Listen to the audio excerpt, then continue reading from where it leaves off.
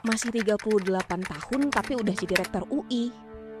Di usianya yang baru menginjak 38 tahun, Prof. Sumantri Brodjonegoro mencatat sejarah sebagai rektor termuda Universitas Indonesia. Kepemimpinannya berlangsung di masa-masa penuh tantangan, termasuk gejolak politik pasca gerakan 30 September 1965. Hal ini membuat masa kepemimpinannya menjadi salah satu periode yang paling dinamis dalam sejarah UI. Lambang Universitas Indonesia.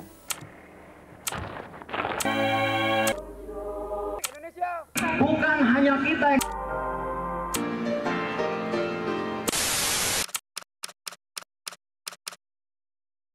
Raden Mas Sumantri Brodjonegoro lahir di Semarang pada tanggal 3 Juni 1926.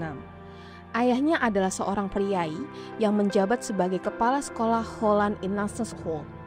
Sumantri mengawali pendidikannya di HIS Solo dan HBS Semarang.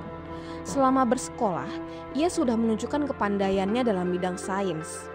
Namun, pendidikan Sumantri harus terhenti ketika Jepang menduduki Indonesia. Baru pada tahun 1943, ia kembali bersekolah di Sekolah Menengah Tinggi di Yogyakarta. Setelahnya, Sumantri melanjutkan studi ke Technische Hogeschool di Bandung dengan mengambil jurusan Teknik Kimia. Sayangnya, setelah setahun berkuliah, ia harus berhenti karena jurusan Teknik Kimia hanya tersedia sampai tingkat pertama akibat kekurangan pengajar untuk tingkat selanjutnya. Selama masa Revolusi Nasional, Sumantri memilih untuk ikut serta dalam perjuangan bersenjata dari tahun 1947 hingga 1949 di Yogyakarta. Ia bergabung dalam Korps Mahasiswa yang ditempatkan di bawah markas besar tentara. Setelah Korps Mahasiswa resmi menjadi anggota Tentara Nasional Indonesia dan anggotanya menerima pangkat militer, Sumantri pun memperoleh pangkat Letnan 1.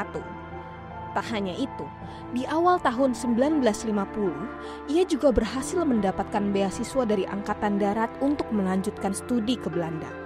Sumantri memulai kuliahnya di jurusan Teknik Kimia di Technische Hogeschool Delft pada tahun 1951.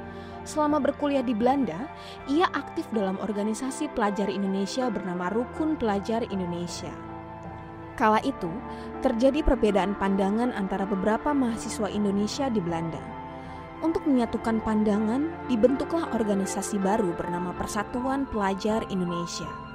Sumantri terpilih untuk menjadi ketua PPI Pusat dalam rapat pendirian PPI pada 19 April 1952. Meskipun sibuk dengan berbagai kegiatan PPI, Sumantri berhasil menyelesaikan kuliahnya dengan baik pada tahun 1956 dan memperoleh gelar insinyur di bidang teknik kimia. Sumantri kemudian melanjutkan risetnya dan berhasil memperoleh gelar doktor pada 23 April 1958 setelah menyelesaikan disertasinya yang berjudul Aspects on Gas Chromatography and Selective Hydrotreating. Setelah kembali ke tanah air, Sumantri sempat menjadi staf umum Angkatan Darat dengan pangkat kapten. Namun kemudian pada September 1958, permintaan resmi untuk Sumantri agar menjadi pengajar datang dari Fakultas Teknik Universitas Indonesia Bandung. Sumantri kemudian menjadi tenaga pengajar penuh di Bandung dan dikukuhkan menjadi guru besar dalam bidang teknik perminyakan. Ketika Fakultas Teknik UI Bandung resmi memisahkan diri menjadi Institut Teknologi Bandung, Prof. Sumantri diangkat menjadi Sekretaris Senat sekaligus Sekretaris Departemen Ilmu Kimia dan Ilmu Hayat.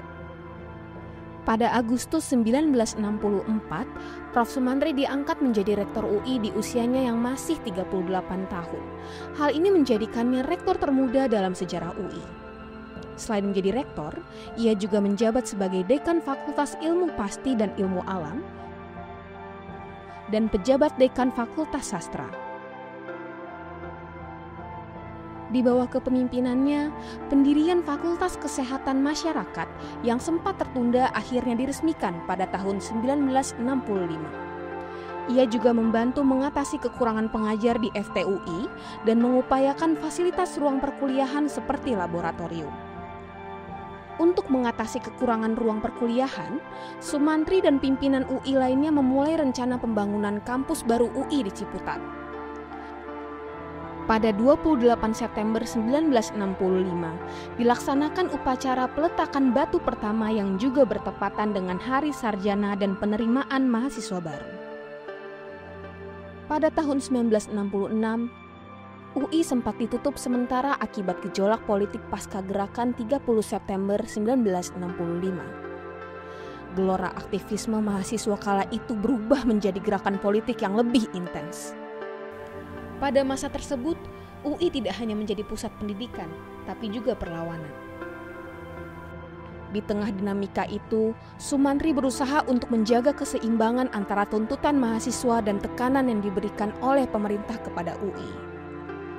Baik di masa Orde Lama maupun Orde Baru, Sumantri memilih untuk bersikap netral dalam menghadapi situasi ini dengan tetap merangkul gerakan mahasiswa. Prof. Sumantri juga memberlakukan salah satu kebijakannya yang bernama Walawa, wajib pelatih mahasiswa, pada tahun 1967. Program ini bertujuan agar mahasiswa, khususnya anggota resimen mahasiswa, mendapatkan pelatihan militer dan bisa menjadi perwira cadangan, namun tanpa berada di bawah komando tentara. Walawa dilaksanakan dengan harapan dapat membentuk kedisiplinan dan rasa tanggung jawab di kalangan mahasiswa. Di tengah kesibukannya sebagai rektor, Prof. Sumantri juga harus melaksanakan tugas sebagai Menteri Pertambangan dalam Kabinet Ampera II dan Kabinet Pembangunan I.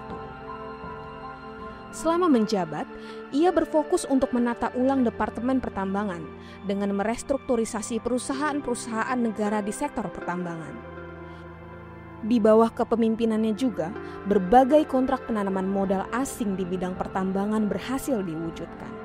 Karena kesibukannya, ia menyerahkan tugas harian rektor kepada Prof. Slamet Iman Santoso, pembantu rektor bidang akademis dan pelaksana harian saat itu.